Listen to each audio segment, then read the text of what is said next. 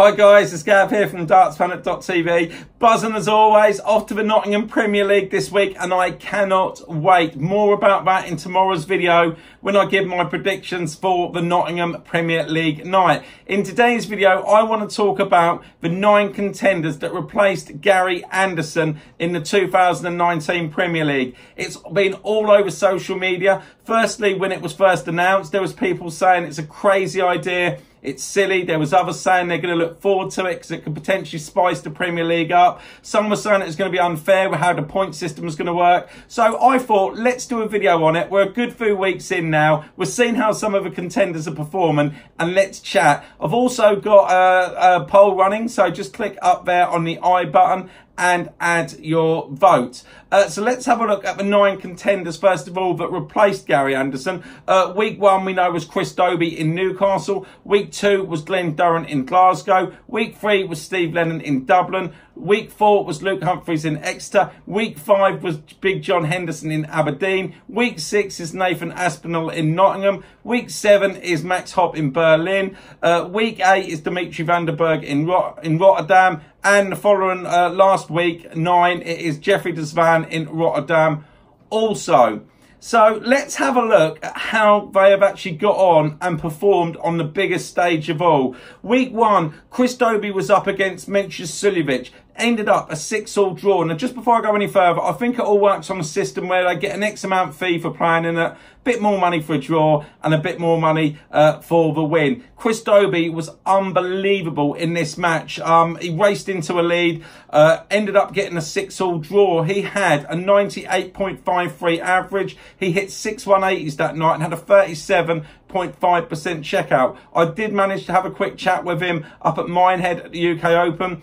You could see on the night how much of a buzz and feeling it was for him to play in Newcastle. He said it was such a great experience, and he just played out of his skin to get a draw against Suljovic that night. Next up, we see, as you can see here, Glenn Durrant against Gurney. Durrant was a little bit out of sorts. Gurney potentially could have gone on to win that one quite easily, 7-0.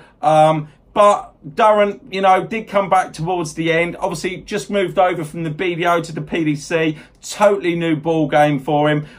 We all know that Glenn Durrant's a quality player. Already won a Pro Tour since moving over. Let's have a look at his averages on the night. He had a 99.89 average. He hit 4 180s. A 25% checkout, 3 from 12. Glenn Durrant did himself proud on the biggest stage of all at Glasgow. Again, Gurney was in good form that night, so it was going to be a tough match for him. We then went on to Dublin, where we see Steve Lennon. He raced into a big lead against Peter Wright. He had a 90.8 average, 4 180s. 38.46% checkout, 5 from 13. Again, didn't disgrace himself at all. A great opportunity on the big stage, and it just shows what these contenders can do and how dangerous. We then moved on to Exeter, where we see Luke Humphries against Gerwyn Price get a 6-all draw, playing unbelievable darts, struggling a little bit on the floor at the moment. Put these guys on the big stage, they got no fear and they deliver. Humphries that night had 101.3 average. He had 4 180s, 60% checkout percent, 6 from 10. Played incredible darts. These contenders, I think it's been absolutely brilliant. And then last week, what can I say? Big John Henderson, 6-all against Michael van Gerwen. I did get to see John Henderson down at the UK Open. I was chatting to him. I knew that he was going to be coming on to the bagpipe music. I kept quiet. What a night it was. I think the floor is probably still drunk from the amount of beer that was thrown in the air. But it was an insane game. It was a 6-all. MVG was averaging 103.91 and only got a 6-all draw of Hendo. Hendo averaged 97.38. He hit 6 180s.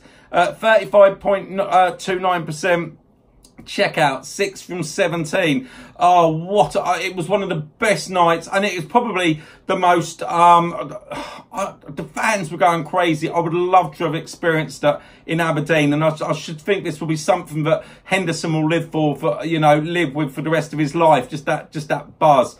Night 6 this week, like I say, I am off to Nottingham.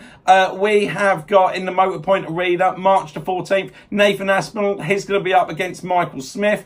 Night 7, Thursday, March the 21st, the Mercedes-Benz Arena in Berlin. We're going to see Max Hopp against Raymond van Barneveld. Night 8, Wednesday, the March the 27th, Rotterdam Ahoy. James Wade is going to be up against Dimitri Vandenberg. And then on Judgment Night, the following night, Thursday, March the 28th, Rotterdam Ahoy, Rob Cross against Jeffrey de Zwaan. That is when we will see the end of the Contenders. At the end of that, fixtures for nights 10 to 16 are then going to be confirmed, obviously, following Judgment Night, when one player drops out of the Premier League. So for me personally, it's just been, when it was first announced, I was really happy with it. I thought, yeah, this is going to spice it up. I think the Premier League needs that every now and again. It was like before, when the system changed, they did the relegation with the 2 bottom places. Again, it give it the edge. I think it's got that back. I think it's been fantastic. And it's great to see that these contenders can step on to the biggest platform of all in the world darts and actually perform. And it's interesting to see how some of these players actually struggle on the floor. Dimitri Vandenberg, another one, great on the big stage. Imagine a few players are going to be disappointed. Ian White and Joe Cullen spring to mind, not getting a chance as one of the contenders in the Premier League. But I would love to know all your thoughts. So I say click on the I at the top there and get involved in the debate. Do you like the idea? Don't you like the idea? Is it unfair? What would you suggest going forward? Would you like to see it next year?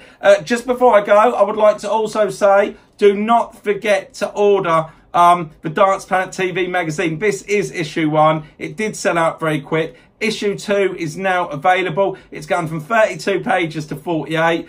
New sections coming in from next month. More player interviews, just £2.50 plus post and package. Available worldwide. You will see a link at the top there right now and at the end of the video if you do want to pre-order your magazine. There's only just over a couple of hundred left, and that will be it for issue 2. Hope you like this video, guys. Like I said, I can't believe I'm off to Nottingham on Thursday night. I cannot wait. More about that again in tomorrow's video. Keep an eye out for my predictions video tomorrow. If you like the video, please leave a like, hit the subscribe button. Don't forget to turn the notifications on. Can't wait to see all your comments, and I'll catch you next time, guys. Bye.